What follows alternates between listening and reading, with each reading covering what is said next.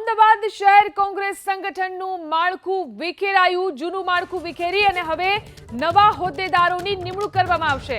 નવા હોદ્દેદારોની નિમણૂક માટે પ્રભારીઓ કરશે સૂચન. કાર્યકરો સાથે ચિંતન બાદ નવા હોદ્દેદારોની નિમણૂક કરાશે.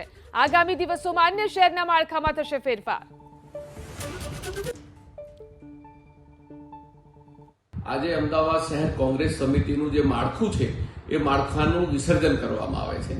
એટલે નવા માળખાની ચર્ચા વિચારણા કરીને અમારા વિધાનસભાના જે પણ પ્રભારીઓ છે એ વોર્ડ વાઇઝ વિધાનસભા વાઇઝ આગેવાનોને મળશે અને ત્યાંથી જે નામો બધા વોર્ડ પ્રમુખોના નામ આવશે, શહેર સમિતિના હોદ્દેદારોનું નામ આવશે, ફરીથી એની પુનઃરચના કરીને સંગઠનની અંદર જે નિષ્ઠાથી કર્મઠથી અને પાર્ટી માટે જે પણ કાર્યકર્તા હોય, જે સક્રિય હોય, જે પાર્ટી માટે યોગદાન અને સમય ફાળવવા માંગતા હોય, કામ કરવા માંગતા હોય, એ બધાનું વોર્ડ સમિતિથી લઈને શહેર કોંગ્રેસ સમિતિમાં બધાનું માન સન્માન સચવાય અને બધાને સંગઠનમાં પદાધિકારી તરીકે, હોદ્દેદાર તરીકે બધાને નિમણૂક આપવામાં આવે, એ રીતે અમારા પ્રયાસો રહેશે.